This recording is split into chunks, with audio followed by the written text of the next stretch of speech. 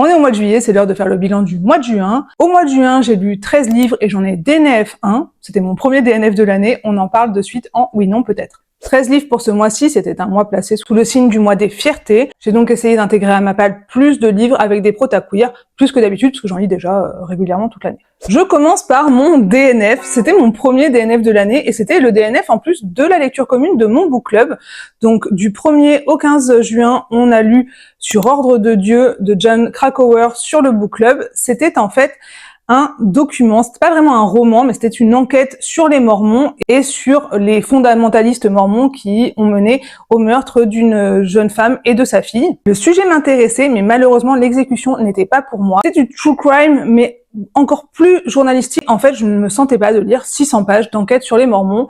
Donc écoutez, j'ai DNF en paix et j'ai regardé un documentaire sur Netflix à la place. Ensuite, en termes de lecture commune, toujours sur le book club, on a lu Le Roi chiffonnier de Cassandra Clare. C'était donc le deuxième tome des Chroniques de Castellane qu'on avait commencé le mois dernier.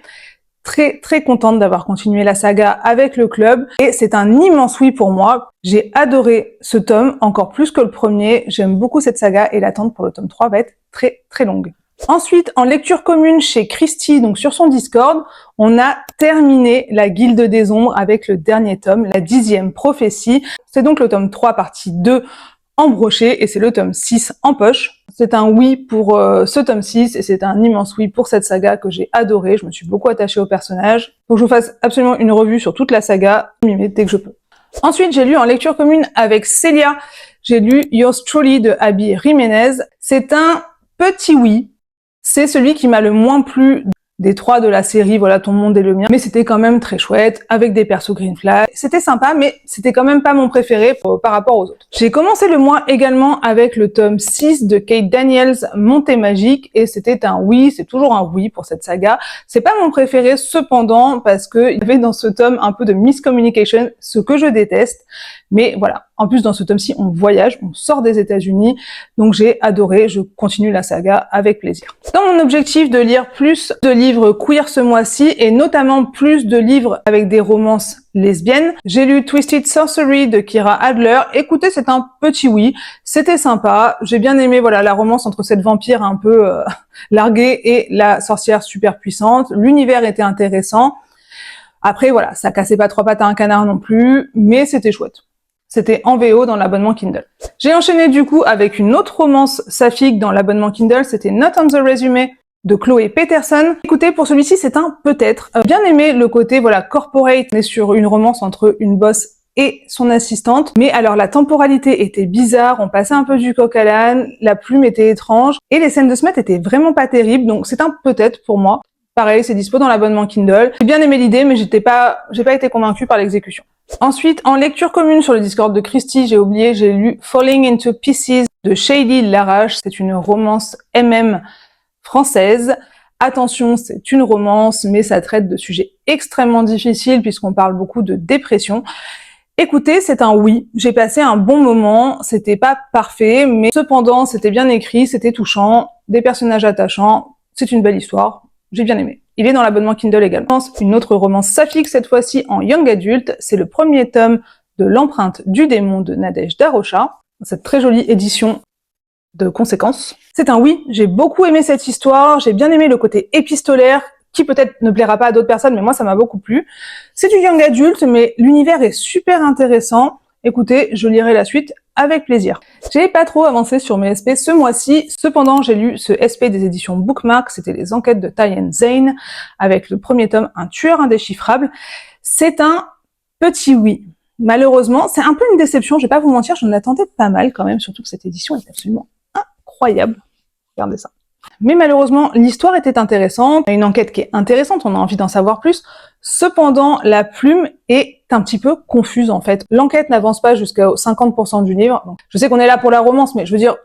Donc écoutez, c'est un petit peu une déception. C'est un peut-être qui tend vers le oui, je dirais, parce qu'il y a quand même plein de choses que j'ai aimées. Mais voilà, je lirai quand même la suite pour voir si je continue la saga ou pas. L'idée était quand même cool. Pour continuer mon mois Bravo les lesbiennes, j'ai lu Gideon la 9e de Tamsyn Muir et c'est un grand oui, j'ai adoré cette histoire. C'est un space opéra, donc ça mêle SF, fantasy avec des nécromanciennes lesbiennes dans l'espace. J'aurais aimé un petit peu plus de romance, mais j'ai quand même adoré ce livre. Je lirai la suite avec plaisir, qui s'appelle donc Arrow la 9e. J'ai lu également un livre qui était dans ma palle depuis un moment, c'est Grimoire et chaussettes d'Axel Collot. Dans cette très jolie édition reliée, j'avais participé à sa campagne Ulule. Et d'ailleurs, la campagne Ulule pour le tome 2, là, se termine très bientôt. Je crois qu'elle a prolongé de quelques jours, mais n'hésitez pas à participer si c'est pas encore le cas. Écoutez, moi qui ne suis pas fan de Cozy Fantasy, j'ai vraiment beaucoup aimé celle-ci. C'est un oui pour moi. On a un côté presque jeu vidéo avec cette histoire de donjon. On a deux personnages qui sont attachants. C'est un petit peu court et tout va un petit peu vite parce que voilà, le livre n'est pas très long. Mais cependant, j'ai beaucoup aimé. Je lirai le deuxième tome qui se passe donc dans le même univers avec plaisir. J'ai lu également dans l'abonnement Kindle en VO Thrown in the Dark de A.K. Caggiano. Alors, je l'ai lu en VO parce qu'il était dans l'abo Kindle, mais il est sorti en français le 1er juillet. C'est un oui, mais j'ai mis un petit moment à le lire parce que je vais pas vous mentir, le début était très confus. Vraiment, j'ai vu les avis des copines qui l'ont lu aussi, je pense qu'on était toutes larguées sur les 30 premiers pourcents. Cependant, une fois qu'on est vraiment dans l'histoire, j'ai trouvé ça très chouette. Effectivement, une vibe assistant to the villain avec un vrai Grumpy et un vrai Sunshine. C'était chouette, je lirai la suite, j'espère là au mois de juillet. Pour terminer le mois, j'ai lu un livre qui était dans ma palle depuis un moment, c'est The Isle in the Silver Sea de Tasha Suri, l'autrice de la saga Les Royaumes Ardents avec Le Trône de Jasmin. J'avais lu le premier tome du Trône de Jasmin que j'avais beaucoup aimé, c'est une fantasy. Là on est plus sur une romantasy, un one-shot, donc ça c'est très appréciable.